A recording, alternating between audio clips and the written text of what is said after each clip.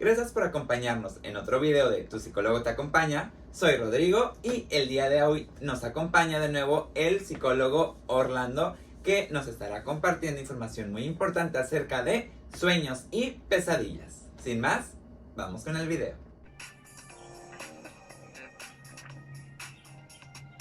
Y antes de comenzar, recuerden, si esta serie de videos que estamos realizando les gusta, recuerden suscribirse, darle like, compartir, comentar, ya que eso apoya mucho al canal y nos permite seguir generando más contenido para ustedes. Y como podrán darse cuenta, el día de hoy venimos disfrazados porque es 31 de octubre, lo que conocemos como Halloween, la noche de brujas.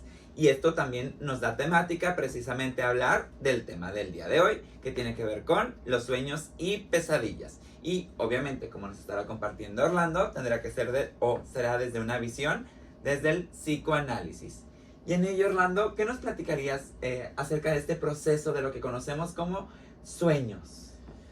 Bueno, Rodri, los sueños en sí, desde el psicoanálisis o el contenido onírico, ¿no? Viene a ser como si tuviéramos un pequeño episodio, como muy distorsionado, de lo que hay dentro de nuestra mente, ¿no?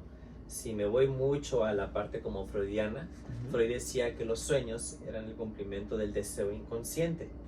Hay que recordar que desde el psicoanálisis pues existe lo que es el consciente, preconsciente e inconsciente, ¿no? El inconsciente es todo aquello donde es amorfo.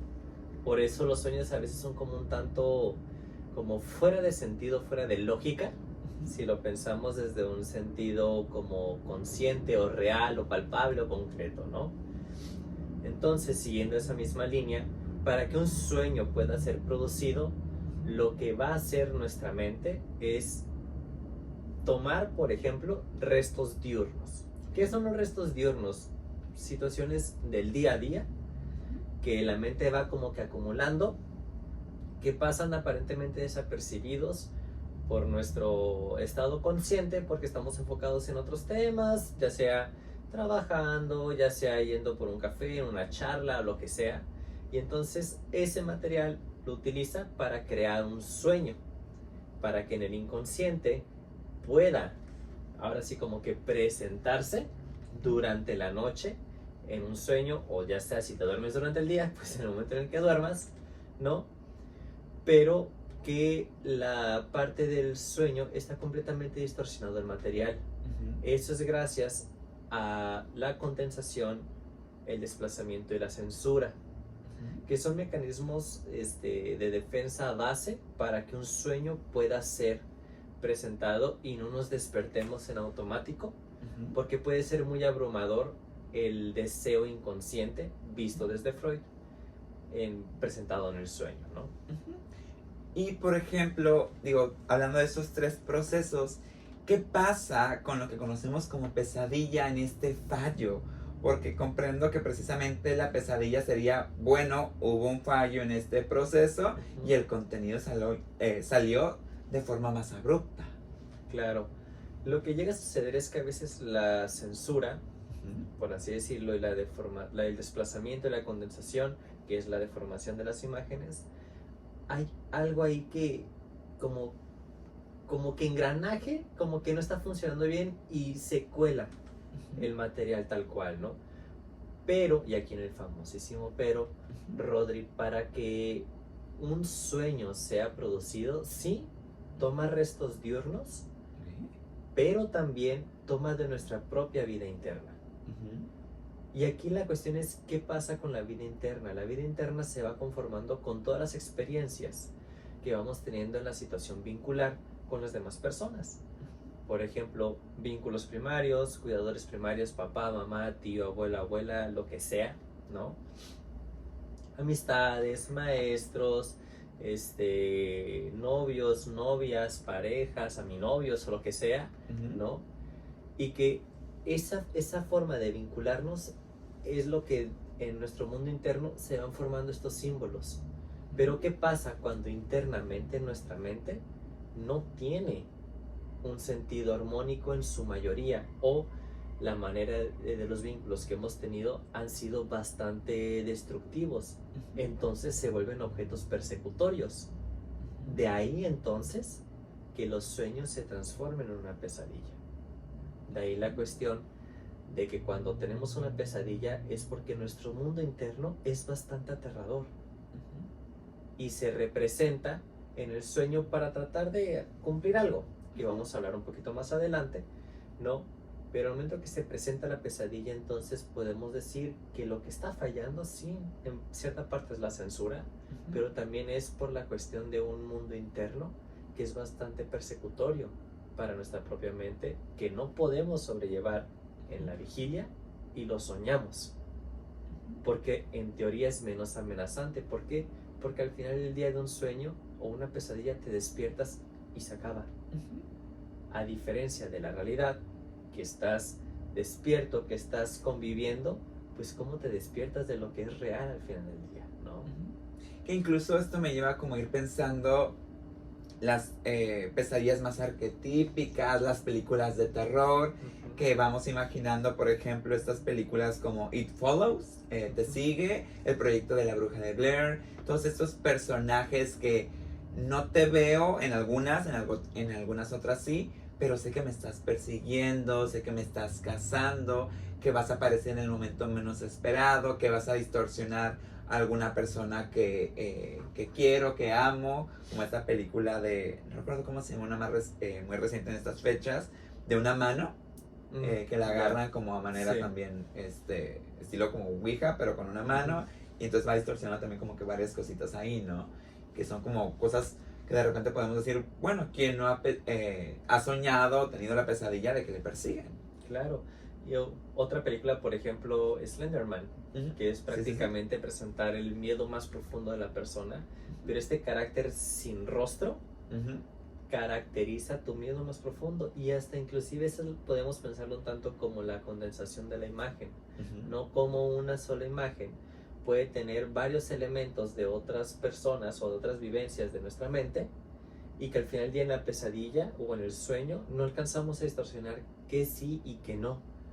Por eso no sé si te ha pasado eso, que despiertas y dices, ay, como que soñé con tal, pero no era tal, porque tenía esto de tal persona, o estamos en esta tal situación que no tiene nada que ver con esta persona ahorita en mi vida, ¿no? Esa es la manera en cómo la censura actúa para protegernos inclusive, pero cuando la pesadilla está, la censura falla, se derrumba, presenta el material persecutorio, toda la cuestión del mundo interno agresivo, hostil, puesta en el sueño. Entonces uno despierta de golpe con una sensación de que, no sé, taquicardia, presión en el pecho, sudoración. Hay quienes inclusive la pesadilla pasa a un terror nocturno, que es todavía mucho más denso, porque el material es mucho más hostil de lo que es en la pesadilla, y hay gente quien se llega a despertar inclusive hasta llorando, gritando. Que incluso ahorita que mencionas eso, recuerdo por ejemplo las pesadillas edípicas, de estos en este periodo de decir, bueno, me despierto y boom, pregunto por mamá, pregunto por papá, en un caos donde el infante solo se calma hasta que dice, sigue vivo, porque mi sueño le... Bueno, por decirlo de forma... bueno, no podemos decir esas palabras aquí. Se desvivió en el sueño, o le desviví, ¿no? Claro, o que dejan de estar, que sale completamente como de imagen, ¿no? Y es también una cuestión de decir, déjame corroborar en la realidad que sigue estando presente y que en mi sueño no lo quité de la imagen, ¿no? Es decir, que ese deseo no se cumplió, como muy omnipotente, incluso podríamos decir, del infante. Claro, te digo, hay que recordar que en la infancia la omnipotencia es una de las características más importantes, ¿no? Donde la mente del infante, todo lo que piensa lo cree que es posible en el afuera, ¿no? Bueno, no solo en el infante. Okay. Habrá casos muy narcisistas, muy claro que sí. Muy específicos, ¿no? Sin embargo, sí es la parte como de los sueños, por ejemplo, edípicos que tú mencionas, Rodri, es esta cuestión de decir, déjame corroborar que no sucedió realmente lo que yo estaba soñando, ¿no? Y que inclusive, digo, tocando un tanto como esta parte de los sueños edípicos o sueños como que muy recurrentes, muy comunes, ¿no? Que hasta inclusive se ha sacado como este famoso glosario, diccionario durante muchos años, que te dice el significado de tus sueños, ¿no? Y que te dicen, si sueñas sangre, si sueñas que se te caen los dientes o que te casas, significa esto. La realidad es que no es así. O sea, el trabajo interpretativo de un sueño, al final del día, quienes lo hacen o quienes lo hacemos, por así decirlo, es meramente en consulta. ¿Por qué? Porque lo que buscamos es darle un significado al sueño desde la cosmovisión del paciente, no desde una cuestión muy global o muy general, ¿no? Digo, habrá ciertos elementos de los sueños que pudieran ser como percibidos como cultura, como un significado global, pero aún así, por ejemplo, el agua no es lo mismo para una persona como lo pudiera ser, por ejemplo, para mí, ¿no? Que, por ejemplo, para mí me puede dar como cierta calma, soñar con el mar o soñar con el agua me da tranquilidad, armonía, paz, y habrá quien soñar con agua le provoca una angustia profunda, porque a lo mejor en algún momento de su vida vivió una experiencia muy desagradable con el agua. Entonces el objeto interno referente a la simbología del agua pues representa algo completamente terrorífico. Entonces ahí es donde vamos cambiando la parte de lo que es un sueño y una pesadilla o un terror nocturno, aunque el elemento del agua sea el mismo en ambos sueños, ¿no? O en ambos episodios oníricos, por así decirlo.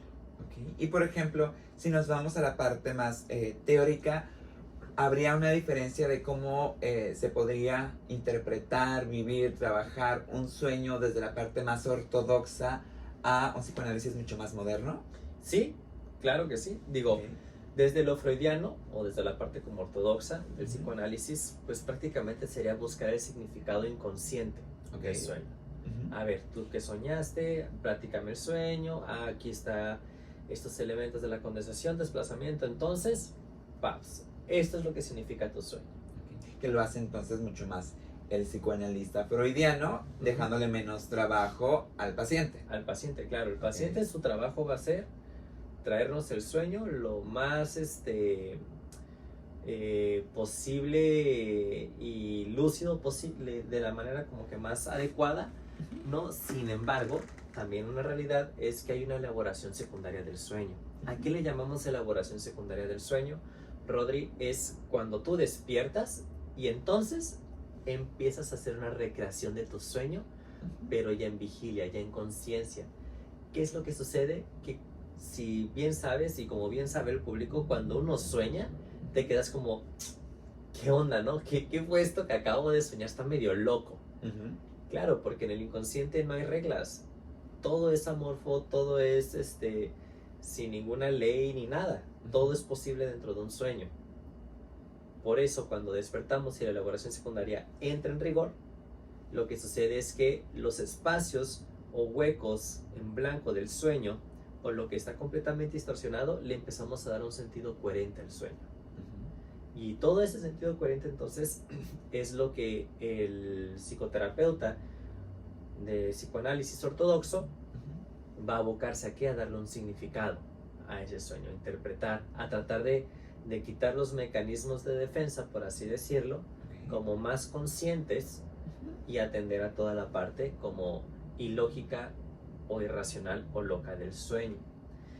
Sin embargo, Rodríguez, ya si lo pasamos a un psicoanálisis más contemporáneo, más relacional, hay otras posturas completamente diferentes de que mencionan que un sueño no solamente es el cumplimiento de un deseo, como Freud lo dijo, sino que el sueño también puede servir para muchas otras cosas, entre ellas, por ejemplo, elaboración afectiva, que ha sido complicada en un estado vigilia, ¿no? Durante el día, que si traes alguna aflicción muy fuerte, en el sueño te sientes como que lo puedes liberar, como que lo solucionas, ¿no? Solución de conflictos también. No sé si te alguna vez te ha pasado, Rodri, que tienes un problema durante tu día o ya llevas varios días con un problema y de pronto te vas a dormir, estás en tu sueño y sueñas que lo resuelves.